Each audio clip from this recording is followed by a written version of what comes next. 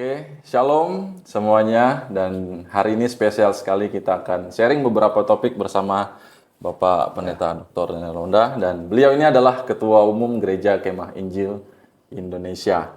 Dan kita sangat beruntung karena beliau boleh hadir bersama dengan kita dan juga memberikan waktu untuk kita bersama pada kesempatan ini ya. Dan sedikit Pak, saya informasikan tentang program ini bahwa program ini start awalnya itu dari statement Bapak yang katakan bahwa gereja yang tidak punya sikap atau tidak menyikapi perkembangan digital akan tergilas oleh itu sendiri gitu. Saya mengingat itu Bapak sampaikan di salah satu event gereja juga. Jadi dari situlah sampaikan di program BPJ, lalu BPJ mempersiapkan itu, tapi tidak temukan titik startnya di mana. Jadi puji Tuhan karena program ini startnya dari statement Bapak, dan Bapak juga menjadi narasumber pertama. Kita boleh beri tepuk tangan ya. Bapak-bapak dan juga teman-teman semua boleh bereaksi ya, beri tepuk tangan, dan juga nanti berikan pertanyaan juga. Sangat silakan ya. Jadi ini seperti obrolan tapi direkam gitu ya. Karena momen ini supaya berharga gitu, tidak hanya manfaat untuk kita saja, tapi juga untuk orang yang melihat dan juga menontonnya. Baik, sebelum kita lebih lanjut dalam beberapa topik rangkuman pertanyaan ini, kita akan berdoa menyerahkan kegiatan kita bersama. Minta kesediaan Bapak untuk memimpin kita dalam doa. Ya, mari kita berdoa. Kami memuji kebesaran-Mu ya Tuhan, dan menyerahkan seluruh percakapan kami agar semuanya memuliakan Tuhan dan menjadi inspirasi bagi hamba-hamba Tuhan, gembala, dan juga orang-orang yang sungguh mengasihi Tuhan dan mau terlibat dalam pelayanan. Berkati momen-momen percakapan kami dalam nama Yesus. Amin. Amin. Ya, baik. Terima kasih Bapak sudah memimpin kita dalam doa dan juga secara resmi memulai program ini ke depan, dan doa kami dan juga harapan kita semua bahwa program ini akan terus berjalan, Pak. Ya. Ada beberapa topik pertanyaan yang memang menjadi satu rangkuman. Sumbernya itu dari beberapa rekan-rekan hamba Tuhan, Pak. Dan juga ada yang datang dari beberapa jemaat, dan juga teman-teman pemuda yang lainnya juga memberikan sebagai bentuk keresahan dan juga pertanyaan dan juga kebingungannya, Pak, di tengah-tengah menjalani kehidupan sebagai orang percaya, sebagai gembala, dan juga sebagai hamba Tuhan, Pak. Jadi di topik pertama, di pertanyaan pertama itu, sebenarnya ini masalah tentang seorang hamba Tuhan, Pak. Ya, jadi kita mulai dengan topik-topik yang ringan dulu ya, supaya semuanya juga menikmati pembicaraan ini. Ya. Ada satu pertanyaan yang muncul begini, Pak. Bagaimana atau bolehkah penyesuaian gaya berpakaian, fashion ya, Pak ya, atau jenis pakaian, itu outfit, seorang hamba Tuhan di masa sekarang menyesuaikan dengan budaya lokal, budaya nasional, atau juga bahkan budaya luar. Jadi pertanyaan ini, bolehkah atau bagaimana ya tentang penyesuaian gaya berpakaian kita, Pak? Memang ada tren sekarang di mana kita melihat karena pengaruh media sosial dan juga YouTube dan sebagainya, kita melihat bagaimana penampilan hamba-hamba Tuhan yang lebih casual, lebih tidak formal. Betul. Dalam menyampaikan firman Tuhan atau dalam gereja-gereja. Saya rasa itu menjadi ditanyakan juga mungkin di daerah-daerah ya tentang hal ini. Bagi saya adalah semua yang kita mau ikuti atau yang mau kita lakukan itu harus mulai dari visi kita. Betul, Pak. Jadi visi penjangkauannya apa, misinya apa. Sehingga kalau itu kita sudah dapat dulu, soal packagingnya atau mengikuti gayanya itu bisa menyusul. Tetapi yang paling penting apa visi misinya.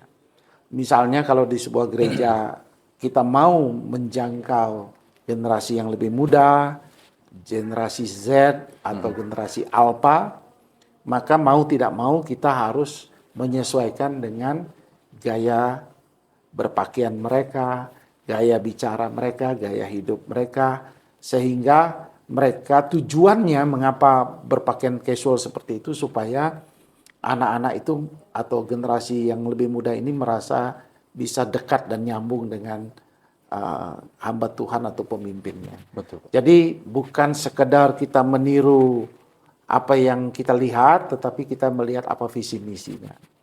Untuk gereja-gereja yang sifatnya tradisional atau sudah lama konvensional, maka saran saya mulai dengan pelayanan-pelayanan pemuda. Ketika kita melakukan pelayanan pemuda, ya sebaiknya yang melayani ibadah-ibadah pemuda pakai pakaian casual. Kalau yang lainnya tentu akan menyusul kemudian. Jadi seperti itu anunya. Bagaimana kita berpakaian itu sangat bergantung pada tujuan visi misi daripada gereja itu. Betul. Berarti berpakaianlah sesuai dengan tempat kemana kita akan melayani atau gitu Pak. Iya, iya. Nah, apalagi kalau kita pelayanan di daerah-daerah, di desa-desa, ya tentu kita harus menyesuaikan dengan apa yang ada. Karena prinsipnya selalu jangan menjadi batu sandungan. Betul, betul. Berarti kalau suatu tempat menerima kita berpakaian yang casual, berarti tidak masalah Pak ya? Iya, iya. Berarti kalau tempat itu tidak menerima kita berpakaian demikian, kita harus membatasi itu Pak ya? Betul. Baik, baik. Berarti itu tergantung kepada siapa kita akan berinteraksi gitu Pak ya? Ya. Bukan hanya muncul dari dalam diri kita sendiri. Ya, tapi pada saat yang sama juga kalau kita punya tujuan untuk menjangkau generasi Z dan generasi Alpha, maka kita yang memakai strategi berpakaian casual itu.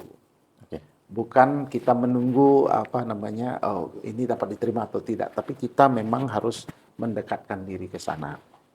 Memang gereja kita memang harus mulai memikirkan harus tampil lebih muda. Karena pakaian-pakaian yang sifatnya jubah dan formal itu memang tidak membuat generasi Z dan generasi Alpha itu dekat dengan kita gitu. Itu anunya. Benar, kalau saya sendiri pun ketika saya lihat postingan Bapak itu dengan gaya fashion dan outfit yang Bapak pakai itu, saya merasa bahwa sedikit jarak berpakaian kita itu dekat Pak. Ya. Nah, jadi saya pikir bahwa teman-teman yang di luar sana pun akan merasa hal yang sama berarti ya. Ketika seorang seniornya atau gembalanya berpakaian yang jauh lebih mendekati gaya anak-anak muda di masa sekarang, mungkin itu akan mendekatkan gitu Pak ya.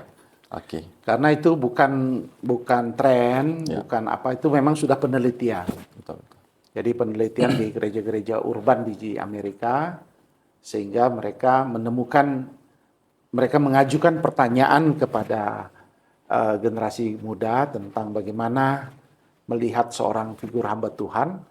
Justru dengan pakaian casual itu mereka justru merasa lebih klik masuk bersama dalam pelayanan itu. Jadi itu bukan suatu tren, tapi memang sudah diteliti. Oke. Saya juga merasa bahwa posisi saya sekarang ini Pak berada di posisi dilematis. Karena ada satu paradigma yang muncul bahwa hamba Tuhan itu harus berpakaian yang udah plek gini, jangan diganggu. Pakai batik, pakai kemeja, pakai ini dan lain sebagainya. Ini nggak boleh diganggu. Nah, sementara perkembangan yang sekarang casual paling banyak Pak. Ya, nuansa-nuansa yang memang lebih warna-warna berbeda sekali dari paradigma yang sebelumnya. Jadi memang itu posisi saya sekarang Pak ya. Mungkin teman-teman yang lain juga mungkin berada di yang sama gitu. Ya. Tapi memang kita tidak boleh mengabaikan kelompok baby boomers namanya, kelompok yang seumuran dengan saya. Karena mereka punya yang namanya memori dalam menyembah dan berbakti. Jadi mereka punya konsep-konsep tentang beribadah dan menyembah Tuhan. Jadi harus formal dan resmi. Maka kita harus bijak sebagai generasi muda untuk membuat wadah juga untuk mereka. Sehingga kalau memang bisa dibuatkan dua ibadah yang berbeda, itu baik sekali. Sehingga mereka bisa juga tetap mengekspresikan nyanyian-nyanyian kemenangan iman atau hymns Sementara kita juga yang muda bisa mengekspresikan dengan lagu-lagu yang kontemporer seperti itu. Betul, betul. Berarti gaya berpakaian itu juga cukup memberikan kedekatan begitu Pak ya? Iya, iya, betul. Apalagi konteksnya teman-teman sebagai pelayan dan hamba Tuhan gitu ya, dan sebagai gembala juga, memang mau tidak mau gitu Pak ya, kalau memang visinya untuk mendekat dengan pemuda memang harus sedikit mendekatkan gaya berpakaian. Betul. Oke, kita lanjut ke topik pertanyaan yang kedua Pak. Ini sebenarnya pertanyaan ini muncul seketika saja Pak. Tiba-tiba ada teman yang bertanya, emang boleh seperti itu Pak ya? Jadi ada pertanyaan gini Pak, boleh nggak orang Kristen atau hamba Tuhan lakukan pembelian barang secara kredit? Nah ini sebenarnya tidak mengganggu bagi saya sebenarnya, tapi ketika pertanyaan ini muncul, loh berarti ada yang berpikir demikian gitu Pak ya? Ya. Karena jadi ini menjadi satu keresahan mau tanya kemana. Jadi Bapak, saya serahkan. Saya rasa kita harus mengerti bahwa sistem perbankan sekarang membuat memang ada harus kita bergerak menggunakan momen-momen kredit itu. Tapi kita sebagai dalam etika Kristen itu kita harus bagi. Misalnya kalau kredit itu atau berhutang itu diperbolehkan kalau yang pertama itu bersifat investasi. Misalnya kita mau beli rumah, itu kan investasi. Kemudian hal-hal yang berhubungan dengan lahan kebun atau apapun, itu investasi namanya. Jadi itu boleh. Sehingga kalaupun gagal dalam pembayarannya kepada pihak-pihak berwenang seperti bank, maka masih bisa barang itu akan diambil dan dilelang dan sebagainya. Kemudian yang kedua, yang boleh adalah barang konsumsi yang produktif. Artinya kita pakai sebagai konsumsi tapi produktif, misalnya motor. Memang harganya akan turun, tetapi dia produktif. Dia menghasilkan sesuatu untuk kita. Ya, itu. Nah, itu agak tricky, artinya berbahaya kalau kita tidak mengerti mengapa misalnya ada yang beli motor untuk hobi. Nah, itu lebih jangan berhutang gitu ya. Tapi kalau untuk keefektifan pelayanan atau pekerjaan, boleh. Dulu konsumsi yang merugikan itu seperti HP misalnya. Sekarang kok ternyata HP sudah berubah. Bisa digunakan untuk dagang, bisa digunakan untuk cari uang. Orang-orang yang jual GoFood perlu. Tapi kalau dia tidak punya HP, dia kredit boleh. Jadi diizinkan kredit. Yang tidak boleh adalah konsumsi yang tidak produktif dan tidak ada kaitan dengan meningkatkan value dalam kehidupan kita. Contohnya baju misalnya. Untuk kalangan umumnya tentu kita jangan kredit baju gitu ya. Atau baju. Kalau bisa langsung cash gitu ya. Sepatu atau makanan atau liburan. Karena kan ada sekarang liburan bayar ke Singapura nanti bayar belakangan. Nah, itu jangan. Karena itu yang sifatnya konsumtif untuk digunakan hanya untuk dihabiskan. Seperti makanan atau yang sebut pay later dalam bayar kemudian itu kita jangan pakai itu karena tadi dia nilainya habis, kemudian bunganya juga tinggi. Nah, jadi itu yang kita harus ingatkan kepada anak-anak muda, karena kecenderungan anak muda sekarang ingin passion, tampil dan sebagainya. Terus pertanyaan ini muncul pasti karena orang tuanya pasti larang. Betul. Jangan kamu kredit ya. Nah, jadi tanya sama kita, bagaimana boleh enggak kredit gitu ya. Jadi kita harus gunakan kredit atau pinjaman itu kalau hal-hal yang produktif. Betul. Jadi kita mau kredit rumah boleh dan investasi boleh. Karena prinsipnya selalu dalam hidup itu, dalam kita memiliki uang, saya selalu ikut program prinsipnya Pak John Wesley, giving, beri kepada Tuhan, saving, baru spending. Artinya ada yang pertama-tama kita serahkan dulu kepada Tuhan, lalu kita saving berapa yang kita simpan, lalu baru kita habiskan. Jadi prinsip itu juga harus diajar kepada generasi muda. Karena generasi muda memang cenderung untuk belum belajar hal-hal yang bersifat finansial, dan kadang-kadang tidak belajar prinsip orang tua kita dulu. Apa tuh? Jangan keluarkan uang melebihi pendapatan. Ada istilah bahasa Indonesia apa? Jangan lebih besar pasak daripada tiang. Gitu. Jadi itu harus diajarkan kepada anak-anak. Karena dia bilang, wah, karena di dunia digital itu angka 50.000 itu nggak berarti gitu. Kecil, gampang sekali keluar. Sedikit katanya. Ya, jadi murah gitu. Padahal itu setengah mati sekali carinya. Seperti itu. Berarti intinya itu Pak, boleh ketika hal tersebut adalah bermanfaat. Bermanfaat untuk hal-hal produktif ya, dan investasi.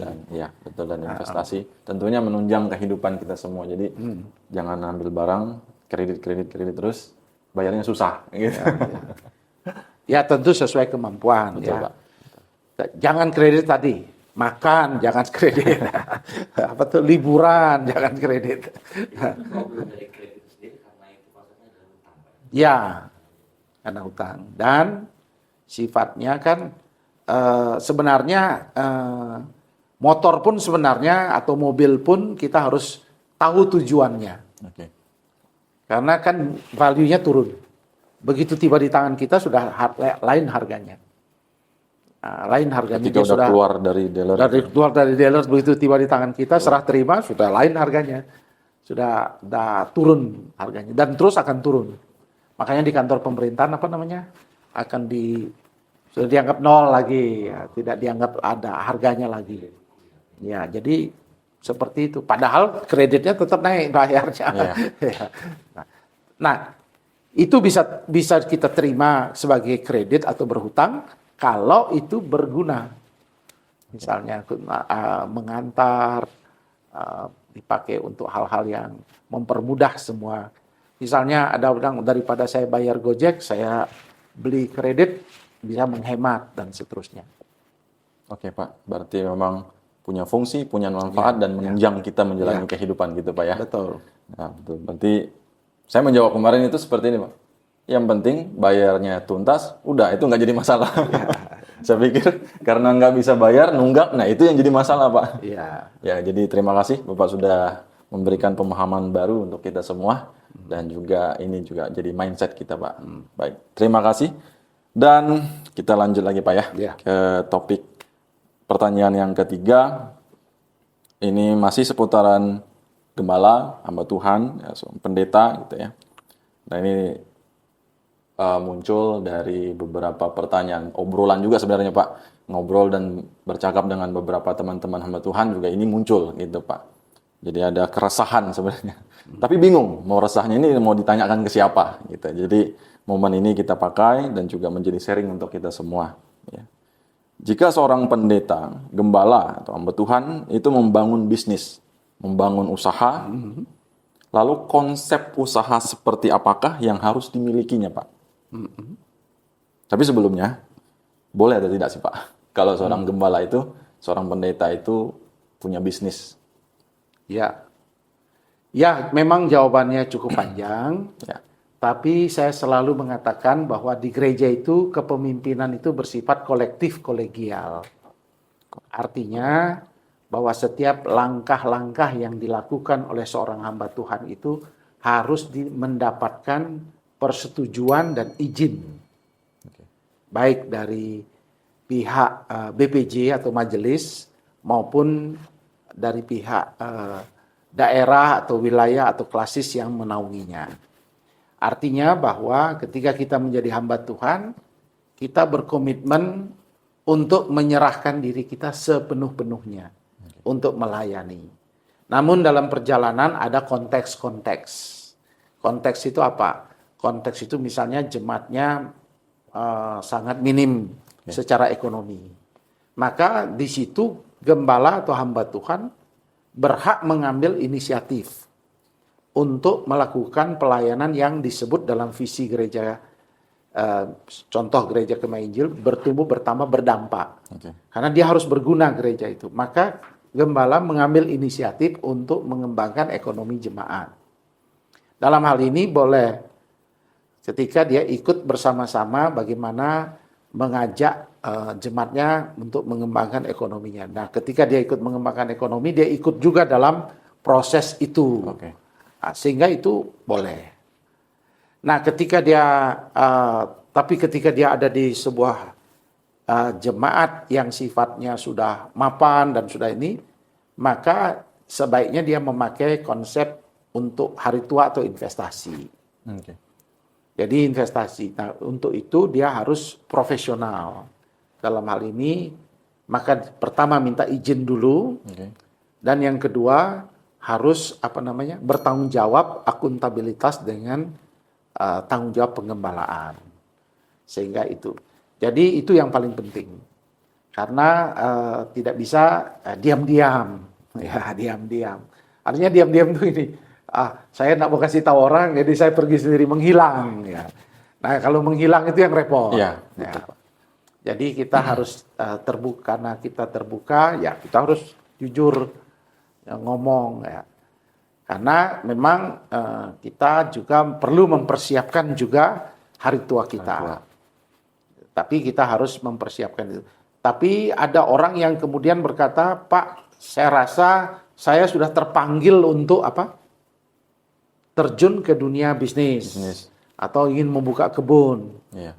Maka sah-sah saja untuk mengatakan mungkin saya minta mundur, tetapi saya izinkan saya misalnya berkomitmen dengan kebun ini, saya akan membuka pos pelayanan baru. Sehingga kita akan mengatakan mendukung dia sebagai orang yang membuka pelayanan baru. Jadi apapun yang kita lakukan harus inline atau sejajar dengan panggilan kita. Maka kayak saya misalnya, saya sebagai ketua umum, saya juga minta izin pada teman-teman, saya masih bisa diizinkan mengajar. Saya melaporkan, minta izin. Sehingga saya diizinkan untuk mengajar 2 minggu. Tapi karena sekarang pakai Zoom, ya pakai Zoom. Jadi minta izin. Itu penting sekali kita komunikasi terbuka dengan baik. Karena kalau tanpa keterbukaan, kadang-kadang menimbulkan salah pengertian. Padahal tentu pada akhirnya semuanya sebenarnya itu suatu yang baik, tetapi karena tidak terbuka itu yang menjadi masalah. Nah, kalau saya ditanya apakah boleh, memang sangat tidak ada panduan yang baku. Karena dalam sejarah gerejanya, misalnya kelompok Dominikan misalnya dulu ketika gereja masih satu yang namanya gereja Katolik itu kelompok yang memang diutus untuk melakukan bisnis, pendeta pastor-pastornya gitu ya. Tapi ada yang Jesuit yang tidak murni gitu ya. Jadi masing-masing punya panggilan yang itu. Bahkan ada yang kelompok seperti Mother Teresa di Filipina malah mencari uang dengan supaya membuktikan dia kerendahan hatinya, dia pergi jadi pengemis gitu ya. Aduh, itu kadang saya bingung juga. Kenapa ada yang datang gini-gini uang gitu ya. Nah, itu sejarah gereja seperti itu. Tapi semuanya nanti kita harus melihatnya apa tujuan kita berbisnis. Apakah tujuannya mengembangkan ekonomi jemaat atau sifatnya investasi. Kalau tujuannya mengembangkan ekonomi jemaat, bagus bersama-sama. Kalau tujuannya investasi, izin. Terus bagaimana memanage, kita punya punya waktu. Jangan sampai, saya selalu punya prinsip, tip waktunya itu kamu 40 jam. 5 kali 8. 5 hari 8 jam. Jadi waktu itulah yang menjadi milik daripada organisasi. Yang kita harus beri yang terbaik. Nah, sisanya baru kita ambil kita gunakan untuk ini. Dan semuanya juga harus ada izin ya. Ada di Kalimantan Barat pernah ada gembala yang konflik gara-gara dia buka warung, toko gitu ya. Tapi karena itu jadi apa? Jadi perdebatan. Ya, akhirnya ya pro dan kontra terjadi karena tidak melaporkan ide-ide atau gagasan. Seperti itu. Laporannya itu berarti ke gereja setempat Ke itu? di mana dia ditempatkan, kepada kepemimpinan. Karena kepemimpinan gereja itu kan kolektif bersama. Sehingga setiap langkah kita harus kita diketahui. Jadi jangan sampai kita tidak diketahui apa yang kita kerjakan. Ada yang menghilang nanti hari Sabtu baru muncul di kampung ya. Senin sampai Jumat di mana kita tidak tahu ini gembala kemana. Jadi ini itu jangan sampai tidak diketahui. Jadi kita harus diketahui di mana kita berada. Dan tidak apa-apa kita terbuka dan kita jujur ngomong. Saya membutuhkan anak sekolah, saya membutuhkan ini, saya membutuhkan ini. Saya tidak mau menjadi orang yang meminta, tapi saya menemukan tuntunan Tuhan untuk begini. Sehingga kita diskusikan. Memang agak alot, akan ada jawaban yang kurang menyenangkan. Kenapa kamu tidak beriman, misalnya? Kenapa kamu kurang tidak percaya, mengandalkan dia kurang percaya, gitu ya. Nah, memang buat saya itulah justru iman itu yang terjadi lewat istilahnya ora et labora. Jadi bekerja dan berdoa dan bekerja. Ada yang memang dia tidak melakukan pekerjaan itu, tapi dia punya kemampuan public speaking sehingga dia lebih diundang banyak-banyak. Tapi ada yang tidak punya. Betul, tapi tangannya kuat, dia punya keterampilan. Jadi manusia itu tidak ada yang sama. Kalau saya tidak pernah mau pakai patokan. Walaupun akhirnya saya memang tidak kurang undangan. Makanya saya tidak perlu buat kebun. Karena semua orang beda-beda Tuhan kasih karunia. Kemampuannya. Semua orang Tuhan kasih karunia beda-beda. Jadi kita tidak bisa mengukur saya, harus saya ukur supaya berlaku juga pada orang itu. Tapi yang jangan sampai, yang saya maksudkan adalah jangan sampai dia sembunyi-sembunyi. Diam-diam. Itu yang terjadi. Misalnya ada satu mahasiswa kami, alumni kami di sebuah tempat di pedalaman. Dia dikomplain karena suka berburu.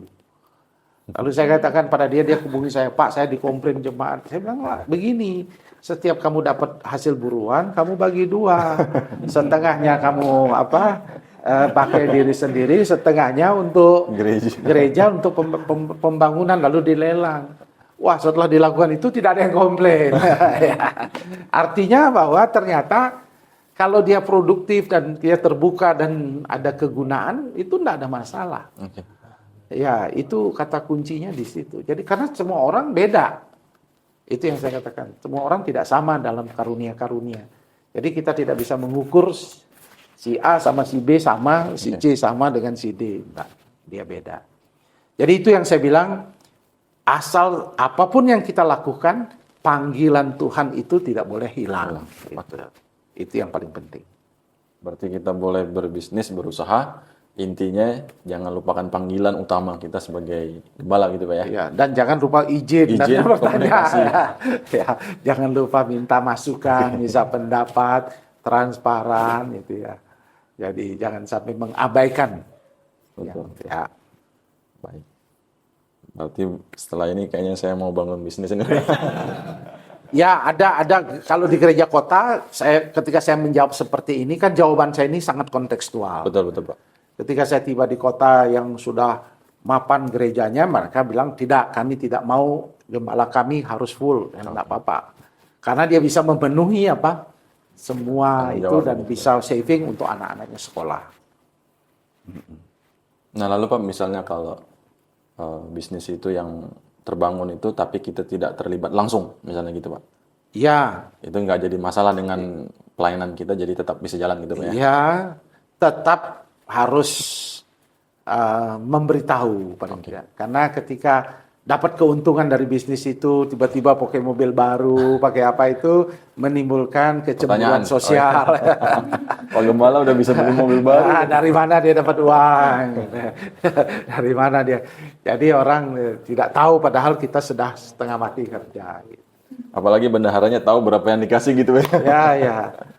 Oke, seperti itu. Terima kasih banyak Pak. Jadi mindset yang harus dibangun itu adalah memang komunikasi dan juga tetap punya tujuan dan pelayanan adalah prioritas gitu Pak ya. Ya. Itu konteksnya sebagai seorang gembala dan juga hamba Tuhan gitu Pak ya. Oke. Satu pertanyaan ini Pak, memang juga harus dilengkapi nih Pak. Ya. Saya juga memang masih tergolong masih baru masuk pelayanan, tapi juga harus berpikir ke sana. Ya. Harus mempersiapkannya mulai dari sekarang gitu. Jangan sampai telat gitu Pak. Nanti jangan sampai udah mau akhir periode pensiun baru mau mulai, itu udah telat gitu Pak ya. Jadi perlu menjadi bahan masukan. Ada pertanyaan begini Pak. Bagaimana seharusnya seorang hamba Tuhan mempersiapkan pensiunnya?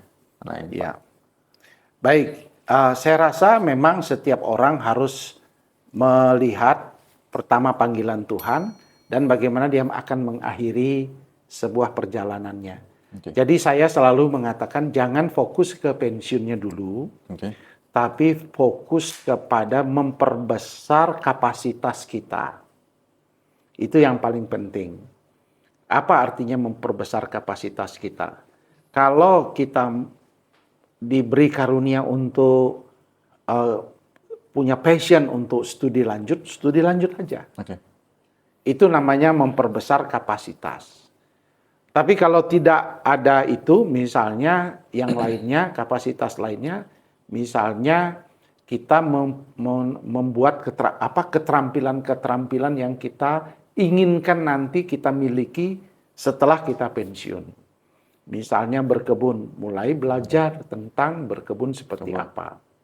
Itu namanya menambah kapasitas. Oh iya. Jadi itu yang pertama. Yang kedua baru namanya investasi. Investasi Pak ya. Saya selalu katakan bahwa walaupun kita dimutasi kemanapun, sertifikat tanah itu kan kalau kita beli bisa kita tetap bawa walaupun tanahnya enggak kita bawa. Jadi investasi itu penting, misalnya tanah. Atau emas. Investasi itu penting. Kemudian saving, artinya menabung itu penting, menyimpan. Biasakan menabung walaupun itu kecil. Nah, tadi saya sudah bilang emas seperti investasi itu penting karena apa? Nilai emas itu misalnya dia harganya misalnya tahun 2000 saya beli 1 gram itu 70.000, sekarang sudah 1 juta. Betul Pak. Nah, itu bisa disimpan sebagai tabungan hari tua tapi dengan konsep investasi dulu. Jadi menambah kapasitas. Kenapa penting menambah kapasitas? Misalnya kayak saya pensiun jadi ketua umum. Karena saya sudah mengembangkan kapasitas, maka saya tetap diminta menjadi seorang dosen. Karena ada kapasitas. Tapi kalau saudara tidak punya panggilan dosen, mau ingin punya panggilan hari tua untuk misalnya berkebun, maka kita sudah punya tanah, punya juga kemampuan. Yang penting lagi yang berikutnya adalah jaringan, jejaring, persahabatan. Maka dari sejak masa muda kita harus menjalin begitu banyak sahabat, pertemanan, perkawanan. Nah, karena apa? Perkawanan ini bukan menciptakan bantuan keuangan, tetapi dia bisa membantu membukakan peluang-peluang. Kesempatan gitu Pak ya. Ya, jadi jangan dulu pikir masih muda seperti langsung pensiun. Saya pensiun kayak apa gitu ya. Nah, pikir pertemanan, jejaring, misalnya ya waktu jadi gembala kita berkesempatan untuk menghadiri acara-acara, seminar, atau kita mengundang orang. Jadi kita berjejaring. Nah, semakin kita banyak punya teman yang tepat, kita akan bisa mendapatkan itu. Nah, barulah dalam perjalanan 5 tahun, 10 tahun pertama ini setelah menciptakan establishment yang itu, baru kita mulai memikirkan, ini bagaimana hari tua. Nah, kalau di Indonesia hari tua itu ada dalam bentuk anak-anak, investasi juga pendidikan mereka dengan baik, dan seterusnya. Jadi mempersiapkan hari tua itu bagi seorang hamba Tuhan keharusan. Tetapi tidak dalam bentuk hanya memikirkan tabungan aja. Tapi dia memikirkan yang lebih luas, mulai dari kapasitasnya, investasinya, jaringannya, itu yang paling dibuat karena masih muda kan banyak. Maksimalkan sekarang digitalnya dengan membuat konten dan semuanya, sehingga seperti ada satu hamba Tuhan di pedalaman Kalimantan Barat, dia TikToknya sampai ratusan ribu, Instagramnya ratusan ribu. Ketika saya ketemu dia cerita bagaimana pertemanannya tuh begitu luas. Sampai dia sering diundang ke Jakarta dan sebagainya. Nah, pertemanan ini perlu kita kembangkan pada waktu kita masih muda. Sehingga pada waktu kita mengalami apapun, kita tahu di mana channel-channel itu. Karena itu tujuan daripada jejaring itu. Seperti itu. Ada pengaruhnya nggak sih Pak, seorang hamba Tuhan itu harus punya personal branding Pak? Ya, tergantung lagi-lagi tujuannya. Kalau kita punya keinginan untuk Tuhan kasih kata karunia untuk mengajar, Tuhan kasih karunia pengkhotbah, Tuhan kasih karunia hal-hal yang baru, itu penting. Tapi kalau saya diberi Tuhan kasih karunia untuk mengembangkan dunia pertanian, dunia peternakan, dunia ini mungkin tidak terlalu penting. Yang dia pentingkan adalah bagaimana dia memiliki banyak pengetahuan, jejaring dan sebagainya. Jadi tergantung apa sih panggilan Tuhan buat saya. Jadi itu sangat penting. Kalau seperti saya penting misalnya. Betul, Pak. Tapi saya tidak akan memamerkannya, tapi hanya dalam bentuk narasi. Jadi membuat cerita-cerita. Jadi tujuan saya misalnya membuat cerita-cerita, menyampaikan firman Tuhan di sini ini, itu kan untuk menciptakan, beliau bisa diundang ternyata. Itu namanya personal branding. Betul. Tapi kalau saudara tidak punya Tuhan panggil dengan cara yang lain, itu beda. Semua beda. Tidak semua sama. Baik itu ya, teman-teman semua dan semua rekan-rekan hamba Tuhan. Dan kita memang harus mempersiapkan pensiun Pak ya, begitu Ya. Pak ya. Dan memang ada 3 hal penting tadi Pak ya. Dan yang terakhir ya Pak, pastilah yang terutama, serahkanlah kepada Tuhan. Berimanlah, Tuhan pasti menjaga dan menuntun. Betul, betul. Ya. Tapi dengan disertai juga dengan apa yang bisa kita lakukan gitu Pak ya. Betul. Kita usaha semampu kita untuk mempersiapkannya. Ya. Selebihnya Tuhan yang memberkati gitu Pak ya. Baik. Oke, baik, kita lanjut ke satu topik pertanyaan terakhir ya ini Pak. Ya. Dan ini penting sekali Pak untuk seluruh jemaat dan juga para gembala dan juga hamba Tuhan untuk membentuk pola pikir dalam mempersiapkan menghadapi pesta demokrasi tahun mendatang Pak. Ya. Silakan Pak. Jadi pada prinsipnya gereja harus melek politik, gereja harus peduli kepada politik, tapi gereja tidak boleh digunakan sebagai kampanye untuk kandidat tertentu untuk politik itu. Jadi artinya bahwa gereja harus sadar politik itu penting bagi kebaikan bangsa. Jadi saya rasa pengetahuan itu sudah pengetahuan umum yang orang lain ketahui. Nah, khusus menghadapi Pilpres dan Pileg, saya rasa kita serahkan semua. Pilihan itu dengan prinsip orang yang kita pilih harus menjaga prinsip nasionalisme NKRI. Pancasila itu harus menjadi hal yang sangat penting dalam kita memutuskan memilih seorang pemimpin. Tapi kita tidak menyebut nama siapa yang kita harus pilih. Tetapi yang perlu diperjuangkan gereja adalah calon-calon legislatif. Kenapa? Karena dalam politik itu DPR adalah juga pengambil kebijakan, termasuk penganggaran dan pembiayaan. Saya rasa semua kita tahu. Betul. Maka sudah waktunya gereja berjuang menopang warga jemaat kita untuk maju, memaksimalkan mereka duduk di sebagai anggota dewan legislatif yang dapat mempedulikan masyarakat atau gereja. Nah, cara yang kita praktisnya sederhana aja. kita masukkan namanya di buletin, kita doakan tiap minggu nama-namanya, itu bentuk dukungan doa dan sosialisasi. Saya rasa itu yang menjadi pesan kita. Kemudian yang terakhir, jangan gontok-gontokan, damai, tenang saja.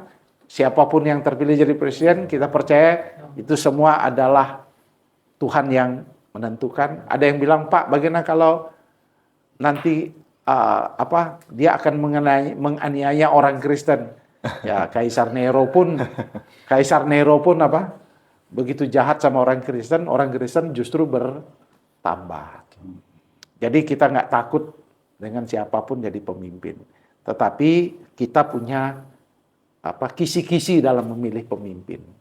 Pemimpin yang menghargai keragaman, keberagaman, pluralisme, nasionalisme, dan juga Pancasila. Seperti itu, saya rasa titipan pesan saya kepada hal-hal yang berhubungan dengan politik. Oke, Pak. Untuk ranah legislatif tuh, Pak. Nah,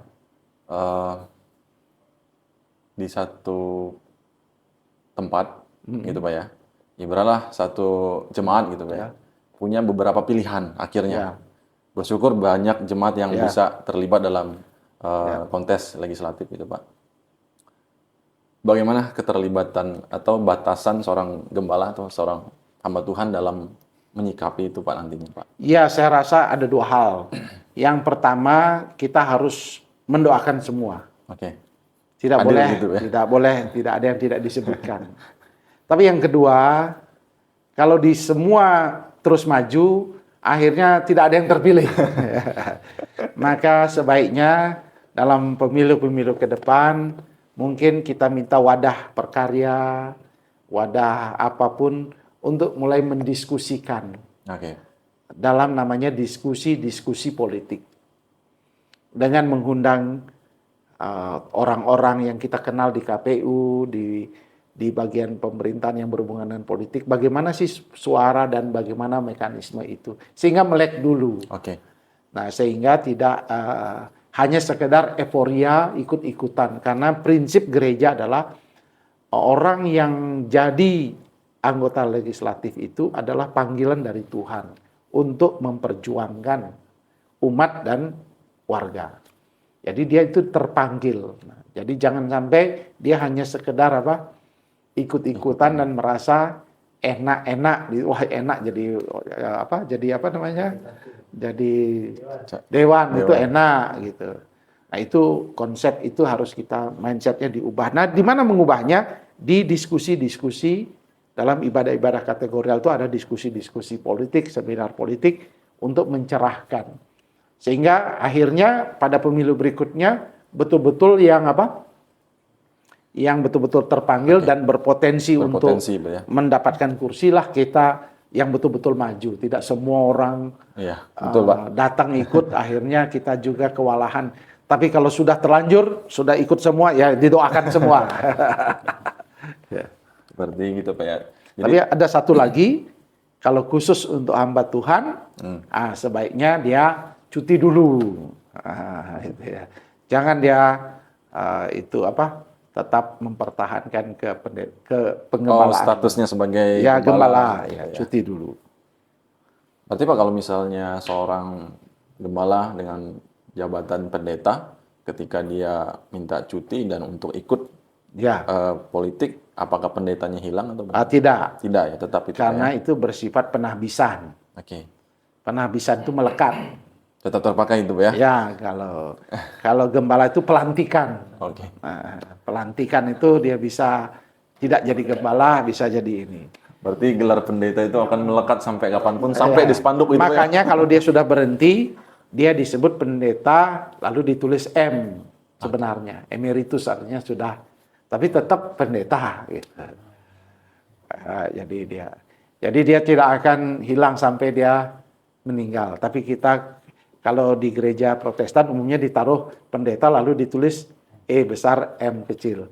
Kita tetap saja enggak usahlah pakai M. Jadi tetap pendeta saja. Oke. Seperti itu. Terima kasih banyak Bapak sudah sampai di topik pertanyaan yang terakhir ini, dan tentu juga semua pembicaraan ini luar biasa sekali. sangat menjadi berkat untuk semua yang hadir di ruangan ini dan juga semua jemaat dan juga teman-teman hamba Tuhan yang akan menonton video ini dan juga percakapan ini.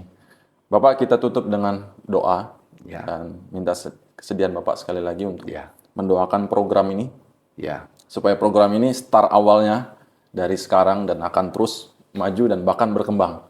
Kami harap Bapak terus akan mementor kami. Ya, nanti akan mungkin ada sharing dan minta kesediaan Bapak lagi untuk memberikan masukan selanjutnya. Jadi pelayanan digital itu sangat penting. Dan gereja masa depan adalah gereja yang hybrid. Artinya pelayanan langsung penting, pelayanan digital juga jangan diabaikan. Dua-dua harus jalan. Dan semangat untuk melaksanakan program ini. Mari kita berdoa. Tuhan, berkatilah percakapan kami dan biarlah berita ini atau acara ini menjadi berkat bagi kami. Kami boleh mendukung hamba-hamba Tuhan kami lebih lagi dapat efektif dalam pelayanan mereka. Berkati acara kami, nama-Mu dimuliakan. Inilah doa kami Tuhan, di dalam nama Yesus kami berdoa. Haleluya. Amin. Terima kasih banyak Bapak. Selamat, Tuhan berkati. Tuhan berkati semuanya. Shalom. Sampai jumpa di sharing selanjutnya. Amin.